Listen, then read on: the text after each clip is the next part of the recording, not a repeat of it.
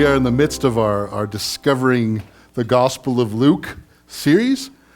And again, we want to reiterate kind of why we're doing it, especially we're doing it in the way that we're doing it, and it's not just us as who's ever talking, just sharing and you guys listening, but a point where there's some interaction and you talk about what we're reading, some focused questions, and a lot of this is because we want to build up habits, relationships. We want to be built up by stories, much like the stories we read in the Bible.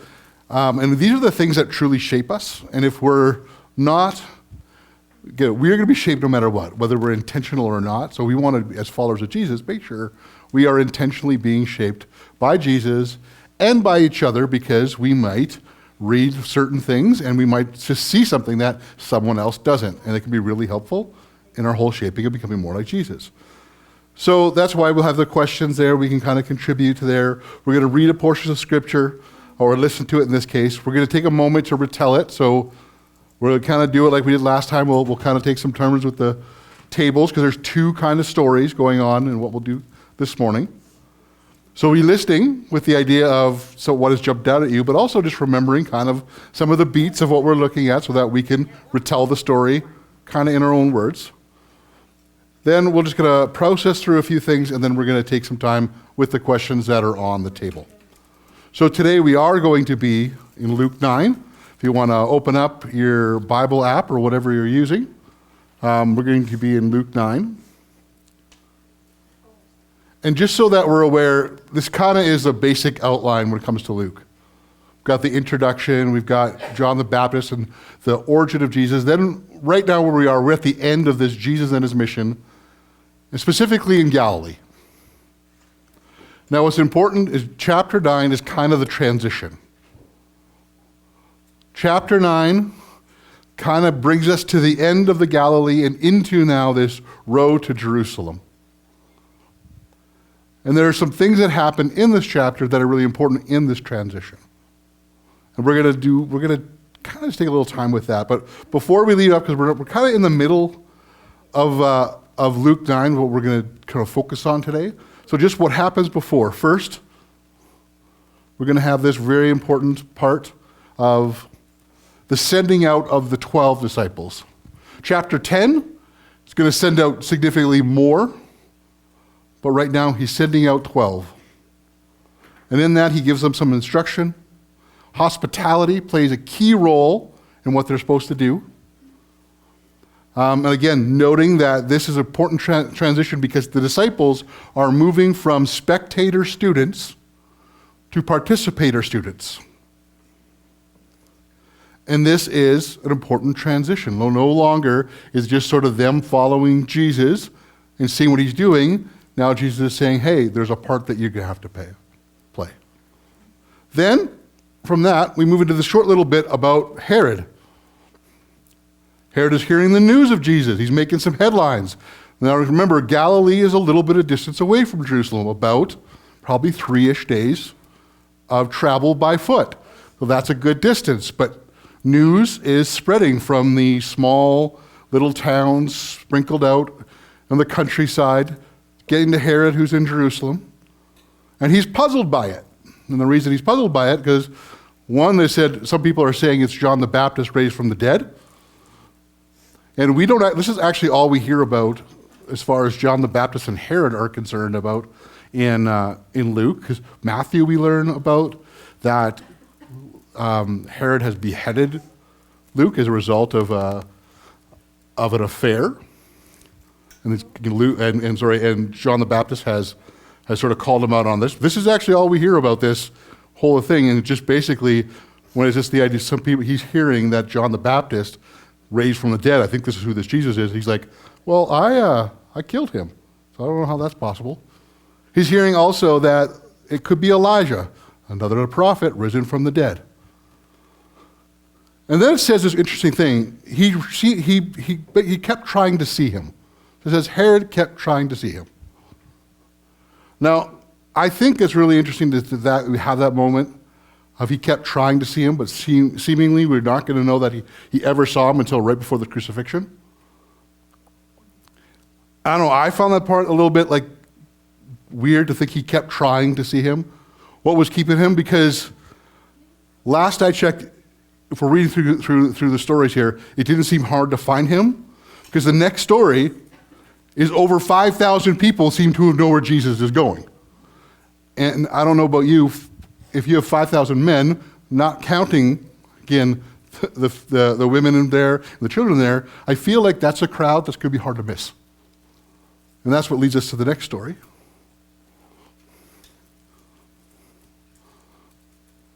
So the apostles have returned from this thing that Jesus has sent them off to. They're in the northern part of the Sea of Galilee. And for whatever reason, Herod seemed to have a problem finding him. But all of this multitude of crowd, no problem at all. He teaches them. He heals them. The disciples say, we got to send this crowd away so they can go and eat and sleep. And this is a big deal. I know we focus a lot on 5,000 men, probably double that when you add in all the people with them. But like this whole idea where the disciples are saying we need to send them off to play, to sleep and eat and all that sort of stuff, we got to not think in our context, because 5,000 to 10,000 people coming into Calgary, my guess is you wouldn't notice.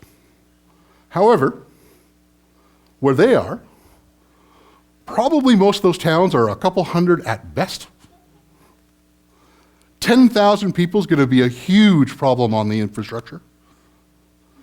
And you're looking in the whole area that hospitality is a huge deal. They probably don't have the ability to host. And so when the disciples are sending them off with Jesus, they're saying like, this is going to be hard.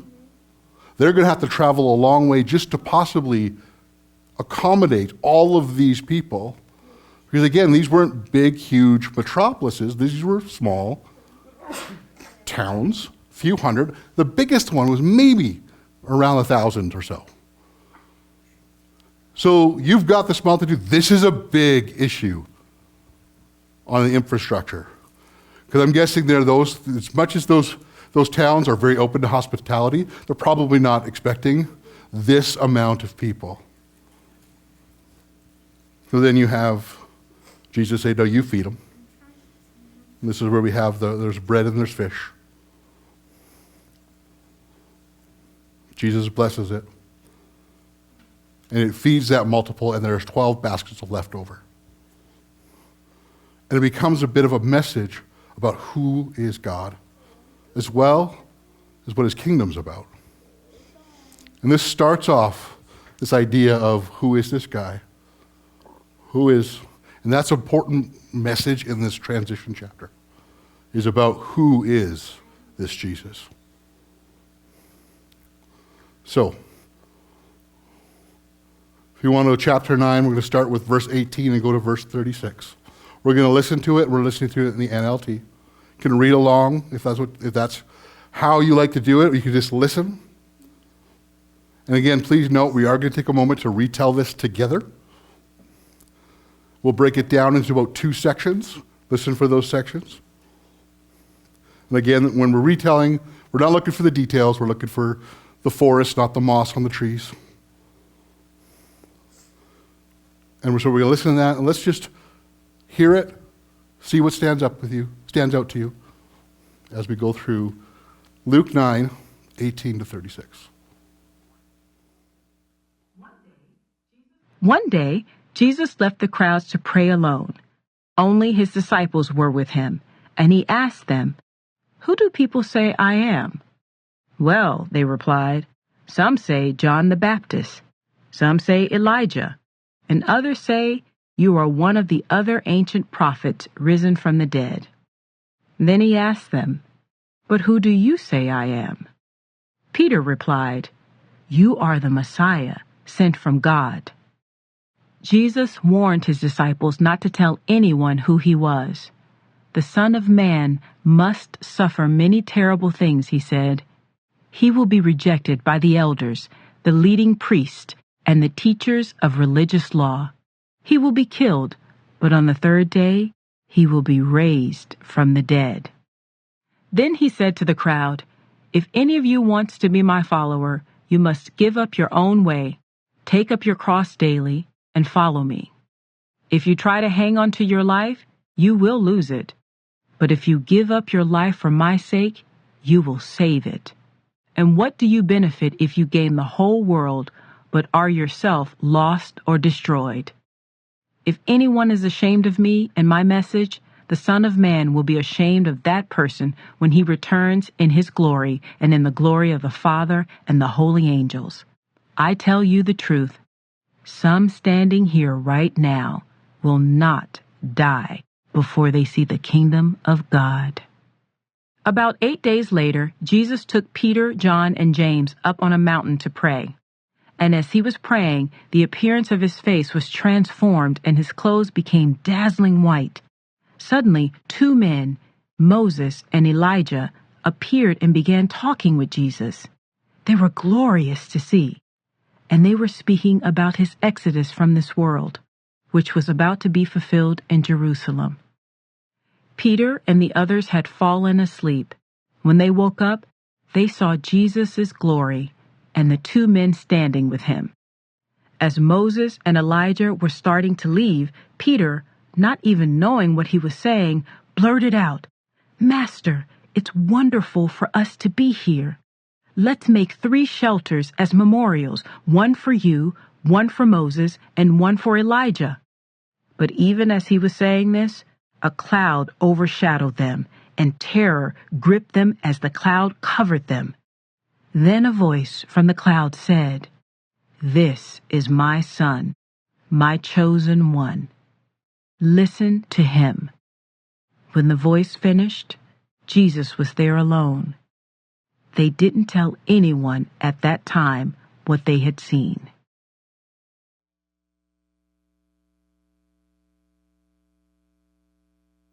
Chapter will have an interaction with Jesus will have an interaction with a father and his son who's tormented by evil spirits.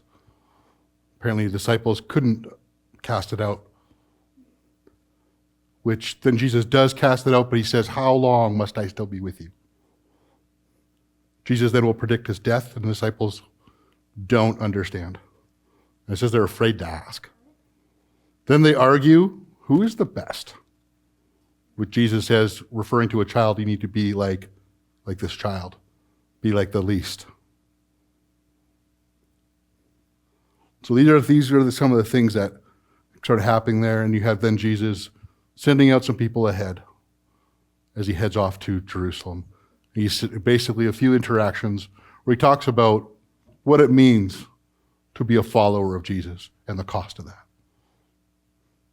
So let's go back to what we listened to. We're going to take a little bit of a moment here where we're going to try to retell kind of based off these 2 sections. They're connected for sure. We'll start with the 2 sections.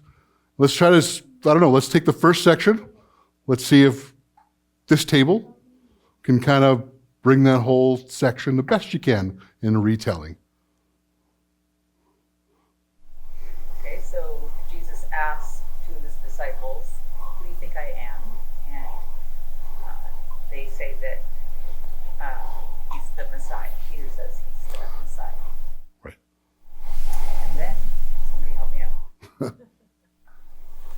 Actually, before that, they said, "Who do people say I am?" Right. Yeah. He says, some say, the disciples replied, some say John the Baptist, some say Elijah. Then after Peter, Right. After 8. And Jesus predicts his own death. Right. Jesus warned them not to tell anyone who he was. yeah.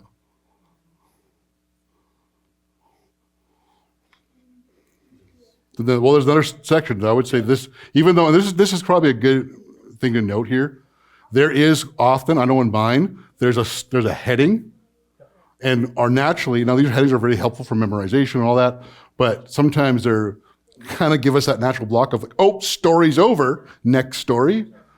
But if we read it, we can realize it seems to be the continuation after that. So that's part of this story. So Jesus warns his disciples not to tell anyone who he is. Yeah. And then he again starts predicting that he will die, he'll be rejected by the teachers of religious law and humanists. Yep. Anyone else want to add on to or keep going with?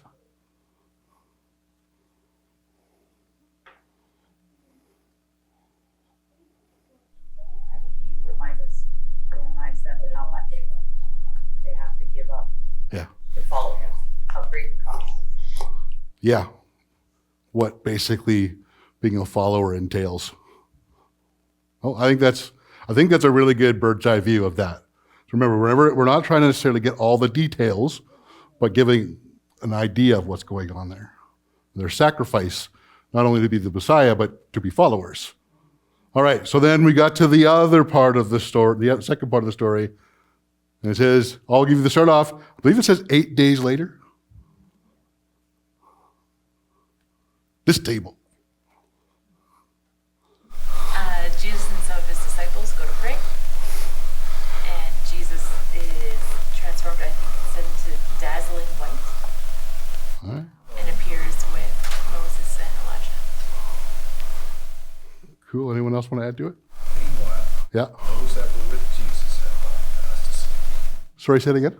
Meanwhile, those that had went with Jesus fell fast asleep. Oh, yeah, yeah. And then they woke up, not realizing what they were doing. Peter blurted out something, let's build 3 altars for you. And all of a sudden, this big cloud. Yeah. And they get scared. And then when the cloud leaves, it's where'd the other 2 go? Yeah. Jesus left. Yeah, that's good. There's probably one thing in there that's really important that we missed. Before the cloud goes away. Oh, he comes down and he says, this is my son. Yeah, that's it. Listen to him. That's an important part in that story. So that's basically kind of what we have going on in this very basic kind of retelling of the story. And these stories, again, they're connected. They start with Jesus asking again, who do people think I am?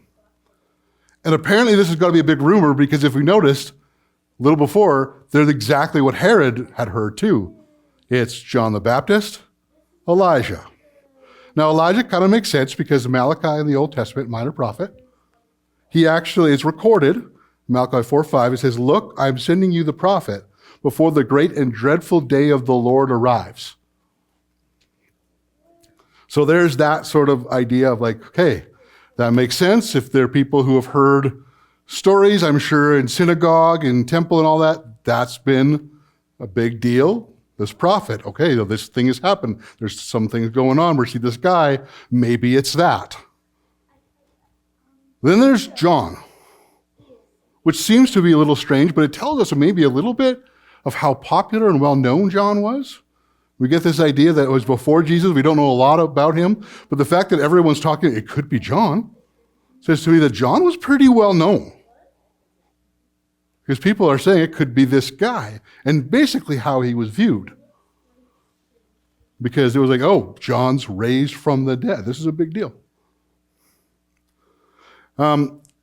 We get the kind of idea like later on in Luke, I believe around Luke 20, when Jesus had interactions with some religious leaders, and they'll ask him about his authority, and then he'll kind of counter and ask a question, well, whose authority did John come into, and kind of trap them, because if they said it came from heaven, he'll say, why didn't you listen to him? Or if they say, well, it came from humans, John was so popular that would have probably caused some issues with the crowd around him. So it's a big deal. John was a well-known individual. So it's a big thing. They're thinking, Jesus, it could be Elijah, it could be John.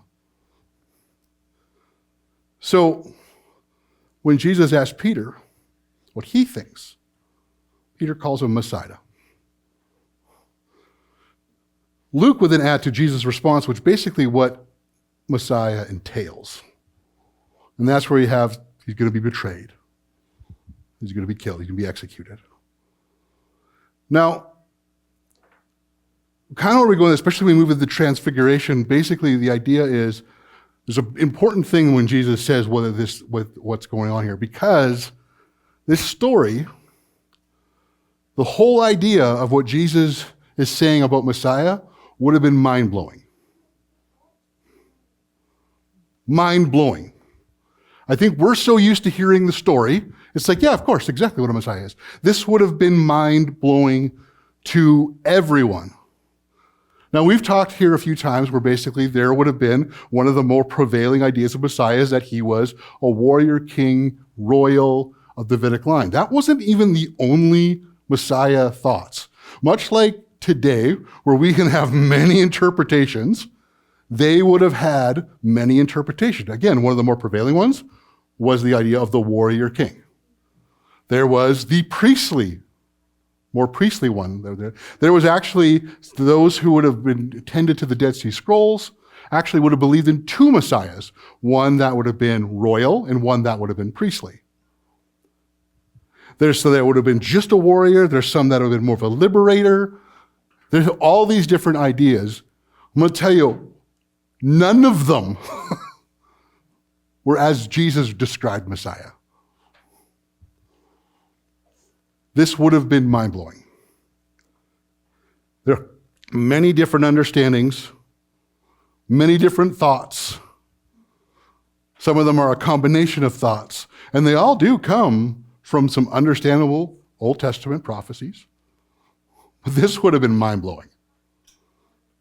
This is probably why later on, when Jesus predicts his death again, just in this very chapter, it says the disciples were scared to ask. It's probably because it was like, we must be missing something.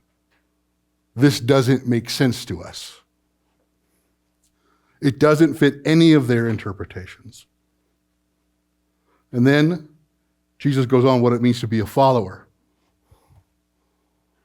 And that follower is something much more of being someone being sacrificed, that sacrificial following of him, what it entails. It's going to cost a lot. Later on in that same chapter, they start to argue who is the greatest. Which when Jesus had said, hey, be like the child, it's the least of these. So here's the thing. This is a big deal. This is a big transition. What they're hearing is blowing their mind, and they didn't get it.